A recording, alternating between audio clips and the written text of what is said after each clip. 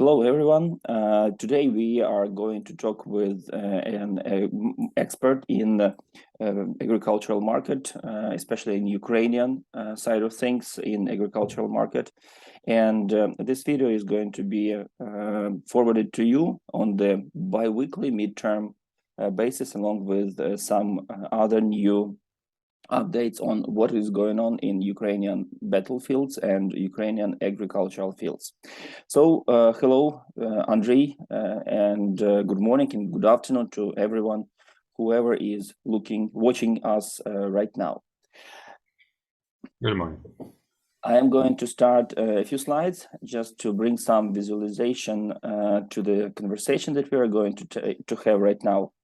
And the topic that we are going to talk today is why and who and based on what Ukraine can feed this many people.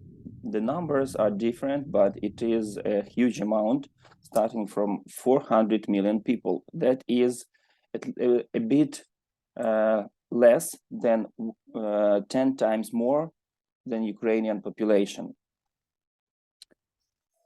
Correct me if I'm wrong, Mr. Andrei, but I've heard the numbers coming towards 1 billion in 8 years. So in the predictions went to 1 billion starting from the year 2030. It looks too good to be true, isn't it? No, it's more or less, again, first of all, any forecast is 100%, it comes true 100% only after it happened, you know. So basically, it's very hard to forecast precisely, but based on the trends in agricultural production and exports of Ukraine, it was quite possible. Also, it depends on how you count, because this number of 400 million people that Ukraine feeds outside of Ukraine was never justified. So when people asked me, you know, where did this number come from?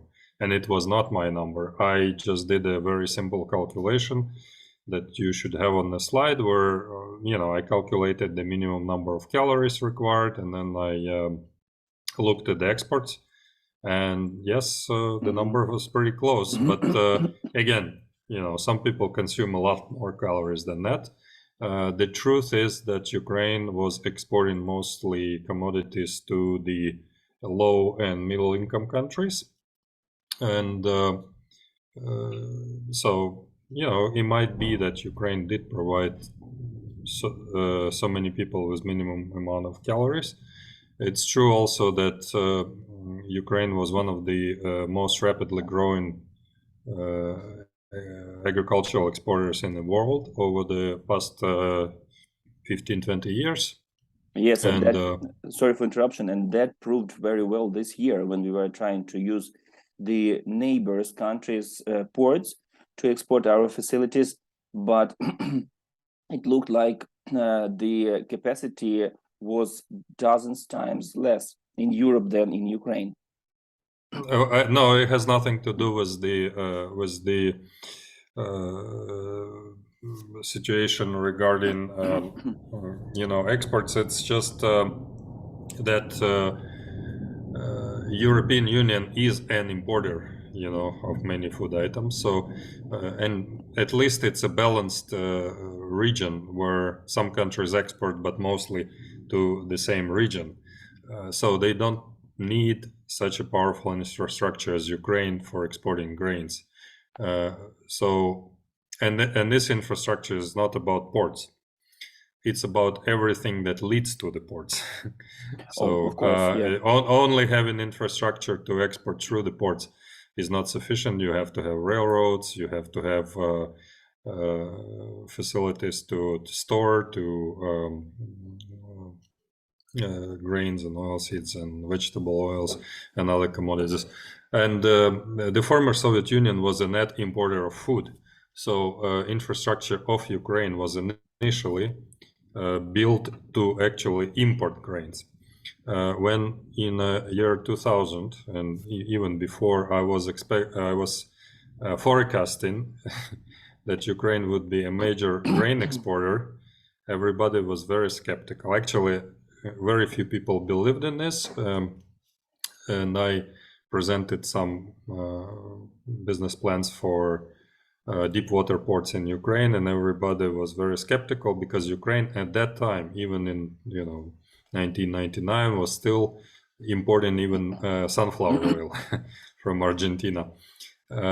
So within a little bit over a dozen years, and maybe 22 years, we have developed such a powerful export capacity that right now, having been shut off, influences the whole world so much that Russia can blackmail Ukraine and the world with this leverage just within 22 years. This is I'd say a huge success story, and the world is actually counting on that commodities.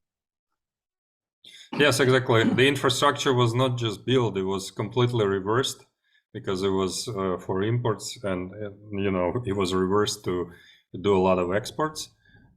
Moreover, so it's billions and billions of dollars invested. And Ukraine just started using its river, which is also a very, very efficient way of exporting products. Unfortunately, Russians killed the guy who was a pioneer of using rivers in Ukraine, wonderful Ukrainian patriot, Mr. Vadatorsky. Yes. Right. So, they've been specifically destroying Ukraine's infrastructure and Ukraine's capacity to feed the world, to blackmail the global population, and yes, without the ports, Ukraine will not be able to export significant amounts of grains and oilseeds in the foreseeable future. And the grain corridor that was announced, I would say that if people hoped that it would help a lot, I think most of them are now disappointed because yes, we have 7 ports, at least agricultural 7 ports that can do agricultural export, and now only 3 are working. Yes, of course, these 3 are the biggest. However, they still have limited access to the port with on both sides, on the railroad side and on the side of ships. And according to according to our calculations, first of all, the numbers are official. The total capacity of the storage of Ukrainian elevators before the war, according to United Nations calculations, were 75 million metric tons. Before their number went out, our calculations, local Ukrainian, coming from latifundist, were about 57. So we lost about 14 million metric tons, according to United Nations, due to being destroyed during the war. And we were left with 25 plus or minus, because there were different numbers, metric tons at the beginning of the war of the commodities that had to be exported. Then, according to Mr. Kurbakov, our ministry, we succeeded exporting about 10 million over these 6.5 months. Now we have harvested 25. So 25 plus 25, it is 50, minus 10, it is 40. And this 40 million metric tons, this is just before the second harvest this year, which is going to be much more bigger in volume, because here comes the corn and soybeans and sunflower seeds. Therefore, let's not overcomplicate it. It's really very simple. In August alone, the grain corridor exports were 1.3 million tons. That's only about 19% of exports compared to August of past year.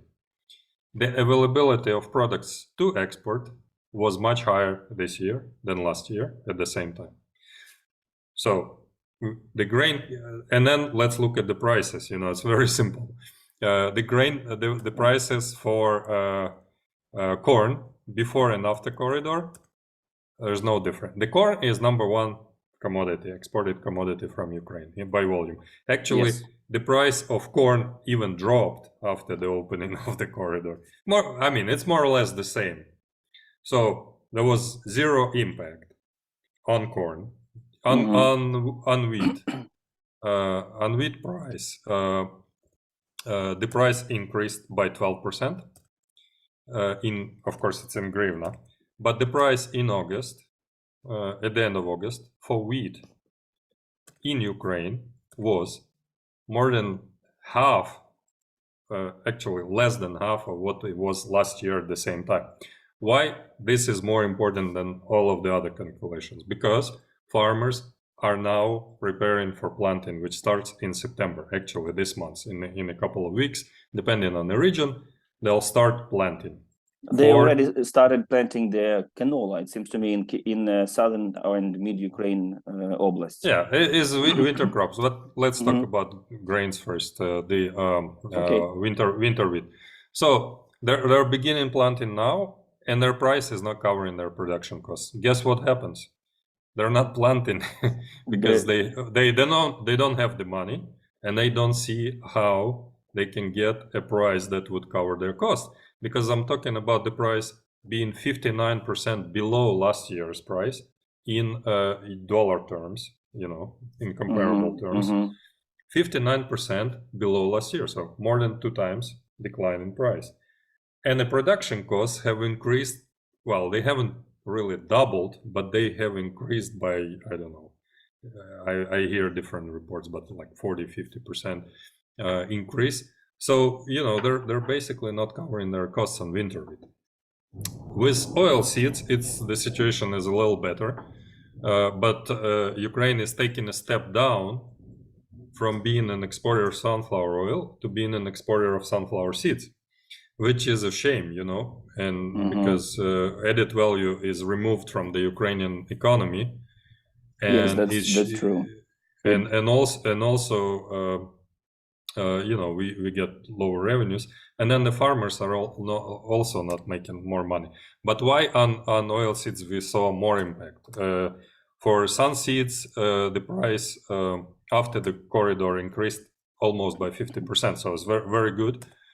But the price compared to pre-war prices is 50%, only half. So imagine people are not making much money on sunflower seeds, but at least I think they might be covering their costs, the most efficient one. On soybeans, the increase was less significant. It was 10%, but again, only half of what it was before the war, the price of rapeseed. So farmers might be planting more oil seeds just to cover the costs, but they're not going to be making a lot of money. And that's about sustainability of agriculture. So next year, if you're talking about the grains, Ukraine may disappear as a major exporter of grain. Next year, when I'm talking about next year, I mean next marketing season, which starts in June next year. Ukraine may become a non-exporter of grains, and that's a big trouble for the world, because many people are talking about wheat, and this is a mistake, because Ukraine is a main exporter of feed, not food grains, but feed grains, and feed components. Yes, feed components. It's about 65 to 70% of what we export is feed components, and that's all of the corn, even though part of the corn is used for bioethanol, but the subproduct of bioethanol production still goes to corn, to feed. So it's a protein source.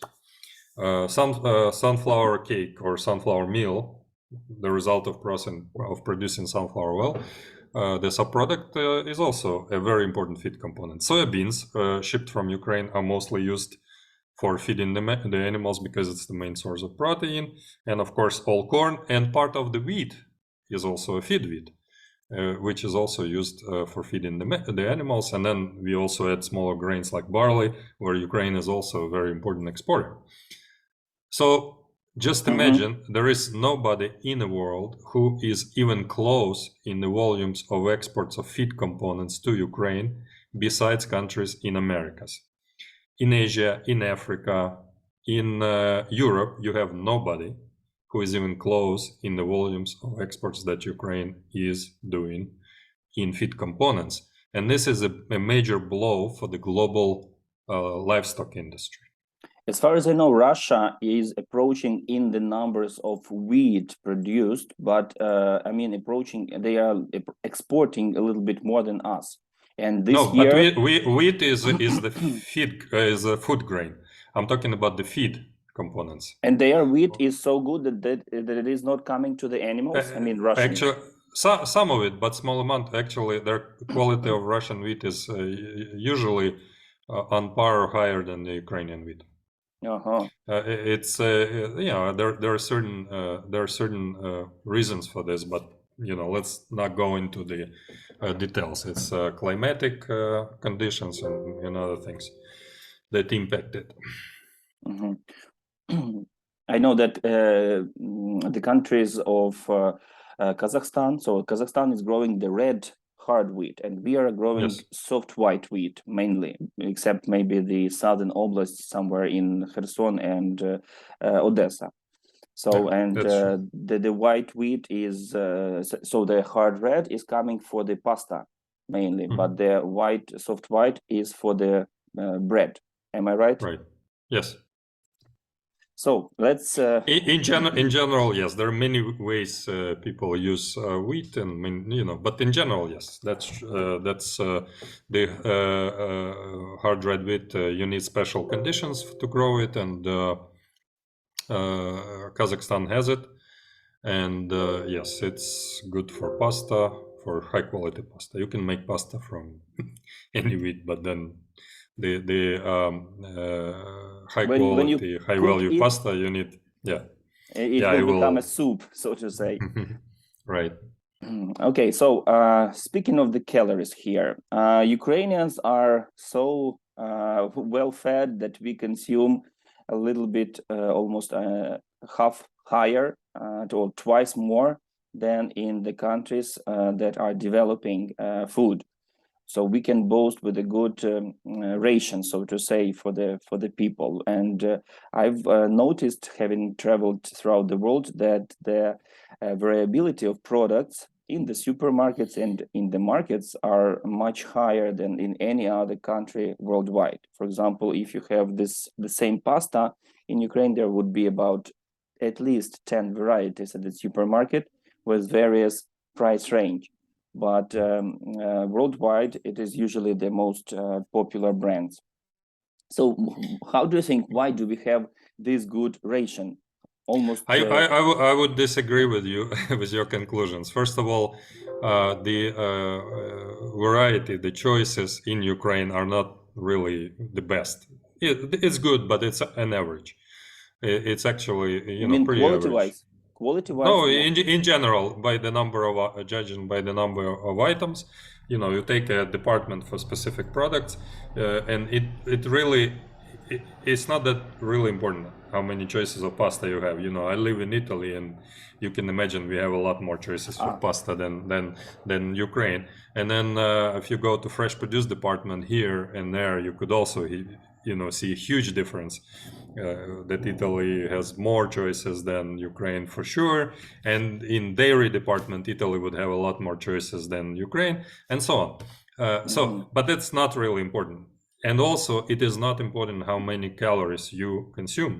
It is important, but it is more important to understand what is the structure of calories you consume, because you can consume 5,000 calories per day, but only eating sugar, and it's very easy to achieve.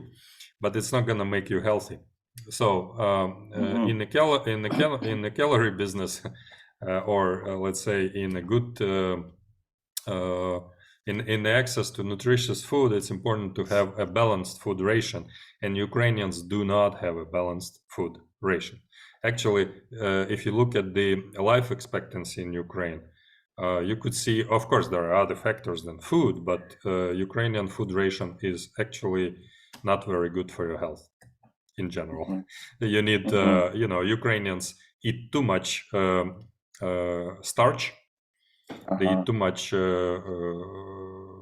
sugar, way too much sugar. Don't say that we eat too much salo. The pork's No, fat. we actually don't. We actually don't. We don't eat enough good fats. We eat a lot of bad fats, you know, but not sufficient amount of good fats like balanced olive oil. Well, olive oil could be one, yes. Or for example, butter is also a good component for your health if you have a proper amount. But you know, in Ukrainian consumption of butter has been going down.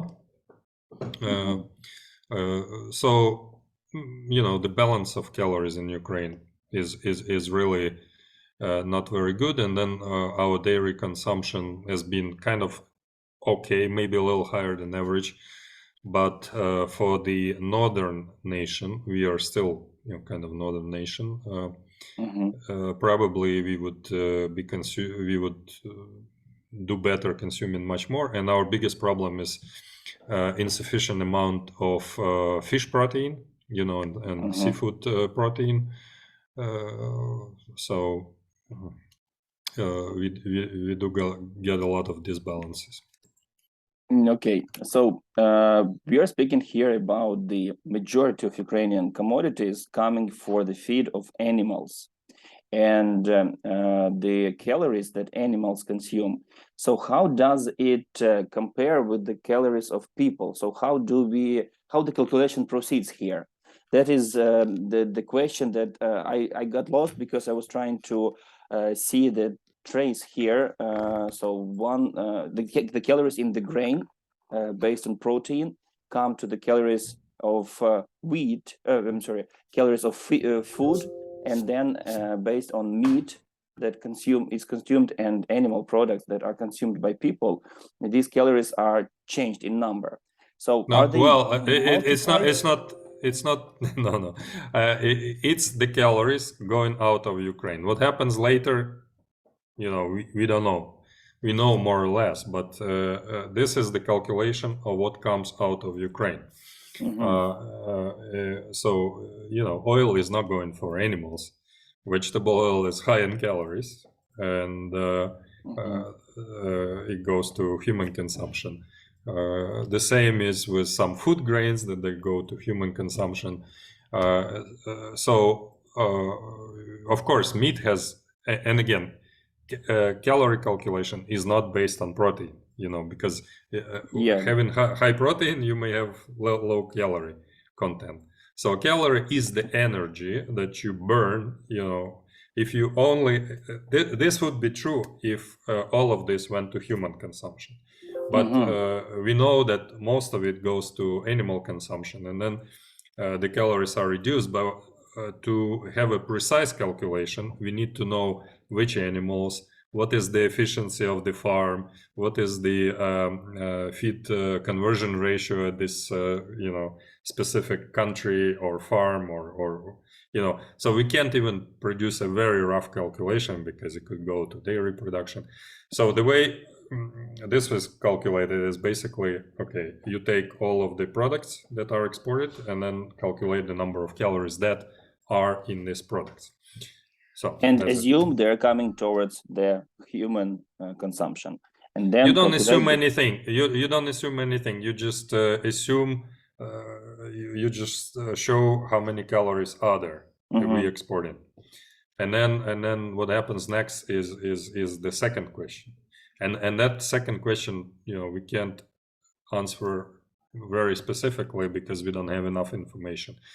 But yeah, if you consider that most of these calories will be reduced through the losses in the feed conversion, you know, probably the number of people that are actually fed will be much lower, but not even, you know, probably be coming up with, I don't know, roughly 300 million people, maybe 250 million people, we don't know.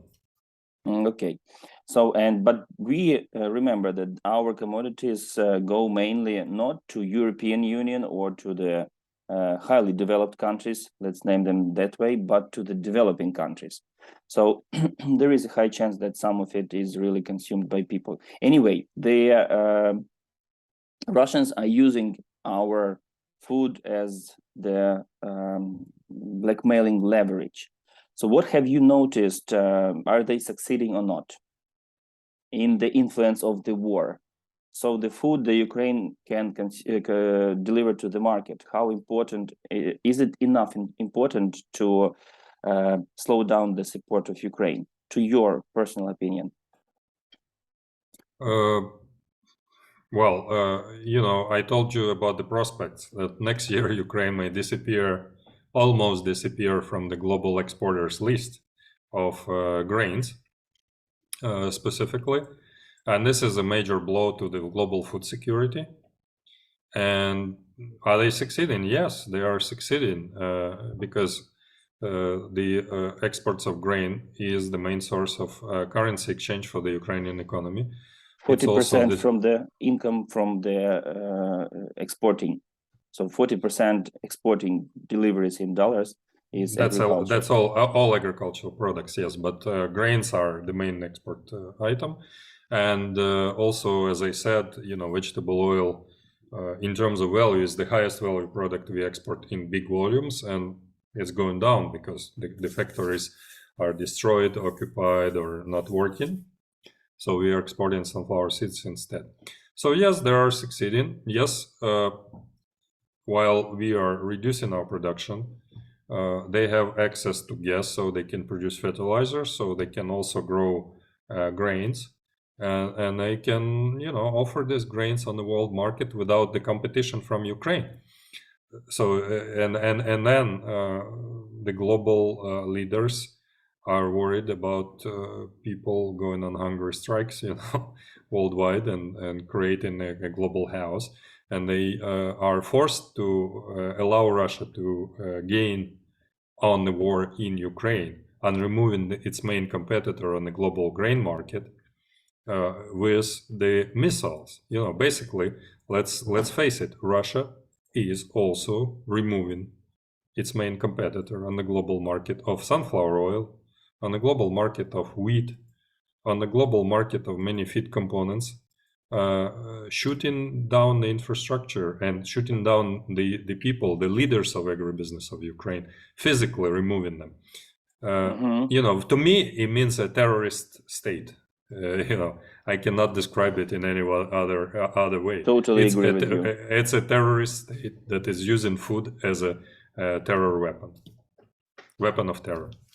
Do you know how much the population of the world has changed, has risen since the year 2000? About 1 billion, or? I don't know. You should have this easily Googled through the UN data statistics, but I don't know if that's what I'm leading to, that the situation that was before the year 2000 can never happen because the population has drastically increased, and now the world will not be able to make it up easily without Ukrainian commodities. So what do you think would be the Ukrainian best steps on the maybe say, let's say, political and battlefields? How do you, Mr. Andrei, think Ukrainian as a country, Ukraine as a country, should focus on fixing this issue here? Should it be just getting more weapons and fighting back, or should it be asking for more ports to be monitored by this corridor, or the money towards fixing the infrastructure? So what are the first and most effective ways to influence this situation?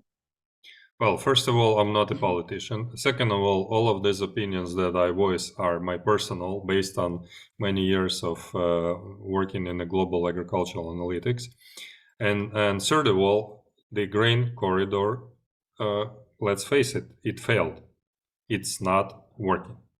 it's not yielding any results. We are only being able to export very small amount of products via the grain corridor compared to what we normally export. We do not have any big vessels coming into Ukraine to be loaded with grains. So the transportation cost via the grain corridor aren't much lower than they are through the very inefficient truck ways to Europe or railroads. Because insurance companies are not trusting Russians, so they're not insuring the vessels, or if they are insuring, it's a very high premium. Also, as you could easily see, I looked at the APK Inform website, and there is a dashboard, and you could clearly see that it's mainly Turkey who's getting access to this grain corridor, because Turkey is the most impacted country by the lack of Ukrainian grains by far. Also China partly, but Chinese have a more diversified sources of protein. But Turkey relies on Ukraine a lot, and in Turkey, coincidentally, Turkish inflation is the highest in the region by far, higher than in Ukraine, actually, much higher. So, I'm not gonna recommend anything on political front. I know that until Russians are shooting at Ukraine, until Russians are occupying any region of Ukraine, we're not gonna get any advantages through any political, discussions or any grain corridors. The only solution to this problem is to physically remove Russian occupiers from the territory of Ukraine. And physically open the sea access to Ukraine, to all Ukrainian ports. Yes, and make sure they can't harm anybody anywhere in the process. Okay. Yes, and that can be done in a number of ways. However, it must be done. There is no way it will be.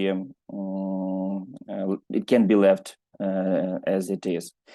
So, speaking of the future situation, the production of winter crops this year, do you personally have any assessment of how many acres? Because before the war, Ukraine was growing about 30%, was farming about 30% of all the farm territories under winter crops. Depending on the successfulness of the winter, this number might have changed. So this year, do you have any idea? Because a lot of different sources, they come up with different numbers of hectares that will be planted with winter crops. Do you have any projections here, or it's too early so far? No, I'm sure the sources that focus on grains. I do not focus on grains. The last time I was focusing on grain analytics was in 2004, 2005 maybe. So it's been a while since I moved away from grain analytics in my career, but I'm sure that these sources probably have a better idea. I rely on the companies I trust in their analytical approach, but I also hear from farmers directly, and I know that many of them will reduce drastically the area under winter crops. Hopefully, I remember the predictions of the planting season, the spring planting season, and the situation at the beginning of the war was worse. So farmers did better job than it was expected. So hopefully, no, they didn't, because they bought everything needed for spring planting before the war. So that's the difference. They made the decisions before the war. And if you have the seeds, you make sure you plant it, because otherwise it's wasted. So it wasn't, the war did not impact spring planting much. It was the common mistake that a lot of analysts made, saying that, hey, the war impacted the spring planting. It impacted on the territories where Russians stayed occupying at the time of planting. But at the time of planting, most of the north of Ukraine was cleared from Russians, and only territories in the south and west were impacted by this. So don't mix it up with the decisions made before the war and decisions made after the war. For the next spring planting, they will, they may not have the money. And the plan will be much less. Yeah, and they have not ordered seeds yet, because normally they'd be ordering seeds, well in advance, and they'd be receiving them. So by February, most of them had seeds. Most of them have ordered or received most of the chemicals and fertilizers. And so for them, it was basically, planting what they already planned, what they already spent money for. So these predictions actually turn to be much more scary for the further future than for this year, just for the reason that the planning is going in advance and the inability to access the money. What about the loans that the banks are right now giving at no interest rate? How helpful is it to the farmers? Have you heard any feedback about the impact on this planting season of the decision of of our government to support the loans?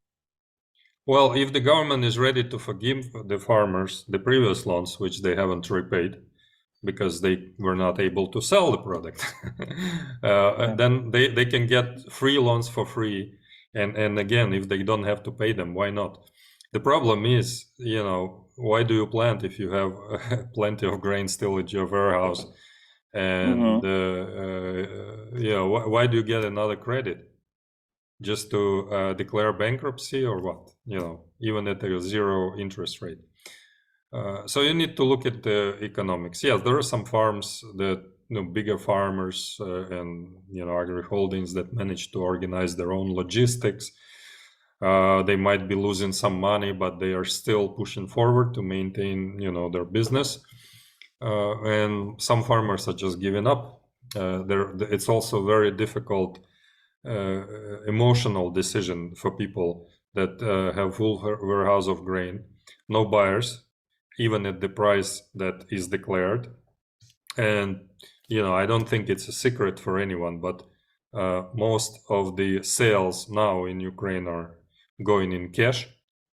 We are going back into the cash economy, because that way you can actually, because there is still a lot of problems in the government of repaying the VAT and blocking the VAT declarations and other things. So farmers are back to trusting the hard cash thing.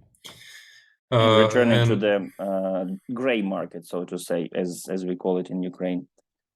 Yes. So it's not a very rosy situation, as you can imagine. And okay, you have grains, you have nobody interested in buying it. You have within Ukraine. Yes, you have debts that you can't repay, and you have no future, bright future in front of you in terms of being able to sell grains that you are about to plant, because you haven't sold the previous grain. Why would you plant a new one? Yeah, so everybody on the news, at least in the papers, were so happy about this corridor starting to work, but in fact it is helping only the biggest corporations so far, and corporations and not much. Yes, and even in and for them not much. And it's not to criticize, it's just to have a wake up call for the world, because time is running out. It's already run out for wheat. It's running out for grains that are to be planted in the spring. If Ukraine isn't, kicking the Russians out, next season is going to be really tough. This season is going to be peanuts compared to what we are seeing in the future. Okay, and taking into consideration that the support is coming more actively, we have some hope here. I just am trying to bring some positive note here to the conversation for the for the next year. By saying the support, I mean the Lend Lease is going to start working, and there is a number of supplies of weapons towards the Ukrainian army that we don't know, but we see the effect of it. And hopefully by the springtime, at least by that season, we will be able to get back the lands in the south. But the question is, I'm glad somebody's seeing the impact. I don't see the territory being liberated of Russians yet. yeah, that's true.